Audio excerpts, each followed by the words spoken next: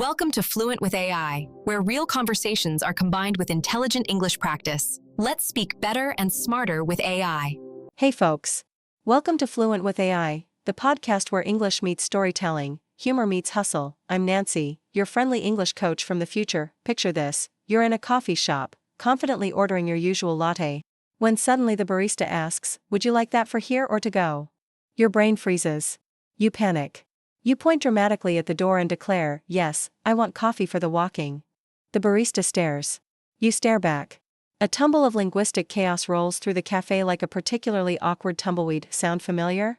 Welcome to my world before AI became my English-speaking superhero sidekick. My English wasn't just broken, it was completely shattered, like a smartphone dropped from a skyscraper.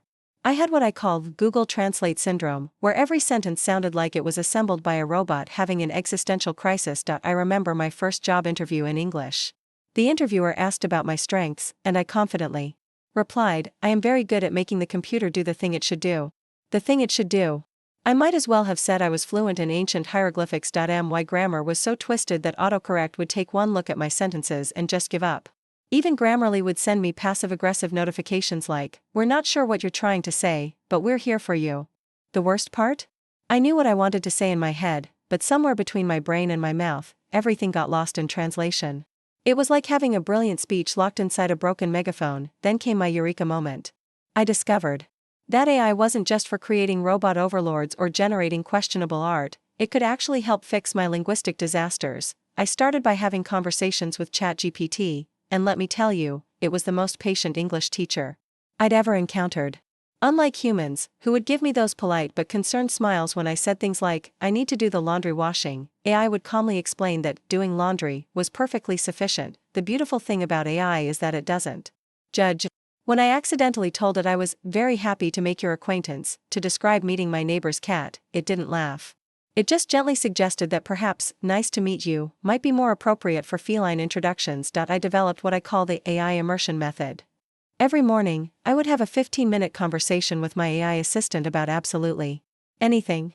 The weather, my breakfast, my existential thoughts about whether hot dogs or sandwiches. Everything was fair game. The AI became my personal English coach, correcting my mistakes without making me feel like I needed to hide under a rock. When I said, "I am very exciting about the weekend," it would kindly point out that I was probably excited rather than exciting, unless I had suddenly transformed into a roller coaster. I also started using AI to practice specific scenarios. Job interviews, ordering food, complaining about delayed flights, you name it, we rehearsed it. It was like having a rehearsal studio for real life, except the other actor never got tired of running lines. Here's where things got interesting. I realized that AI could explain grammar rules in ways that actually made sense. Instead of memorizing endless exceptions and rules that seemed designed by committee, AI helped me understand the logic behind English. For example, I always struggled with articles, a, and, the. In my native language, we don't have these little word gremlins causing chaos. AI explained it like this: think of the as pointing at something specific, like using your finger. And an are like saying some random one. Suddenly, it clicked. Prepositions were another nightmare.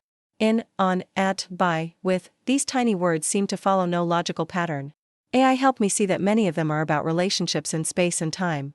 In is like being inside a box, on is like being on top of a table, at is like pointing to a specific spot. My preposition anxiety began to fade. The most surprising thing wasn't just that my English improved, it was that my confidence skyrocketed. When you can practice with AI without fear of judgment, you start taking risks with the language. I began experimenting with idioms, those weird English expressions that make no literal sense. "It's raining cats and dogs," who thought this was a reasonable way to describe weather?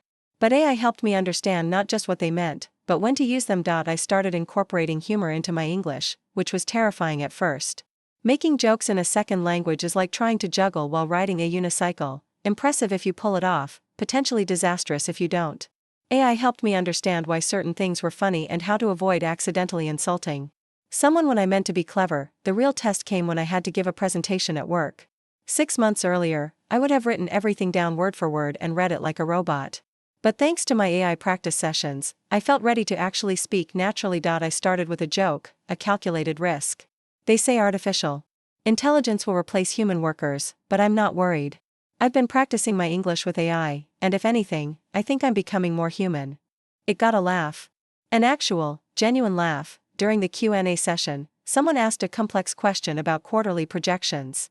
Instead of panicking, I took a breath and answered clearly and confidently. No weird grammar constructions, no accidental comedy, just clear communication. After the presentation, my colleague said, "Your English has really improved." I wanted to say, "Thanks, I have a robot friend who's been helping me," but I managed to keep it professional. Here's the thing about learning English with AI, it's not a magic bullet that fixes everything overnight. It's more like having a really patient, knowledgeable friend who's available 24/7 to help you practice and improve. I still make mistakes. Just last week, I told someone I was under the weather when I meant I was feeling under the weather. They looked very confused about my geographical relationship with meteorological phenomena, but the difference is that now I can laugh at my mistakes instead of hiding from them. I can take risks with the language because I know I have a safe space to practice and improve. My broken English isn't completely fixed, it's more like it's been lovingly repaired with golden thread, like Japanese kintsugi. The cracks are still there, but they're part of what makes it beautiful and uniquely mine. So if you're struggling with English, remember, you don't need perfect grammar to communicate perfectly. You just need the courage to practice, the patience to improve, and maybe a friendly AI assistant to help you along the way. After all, language is about connection, not perfection.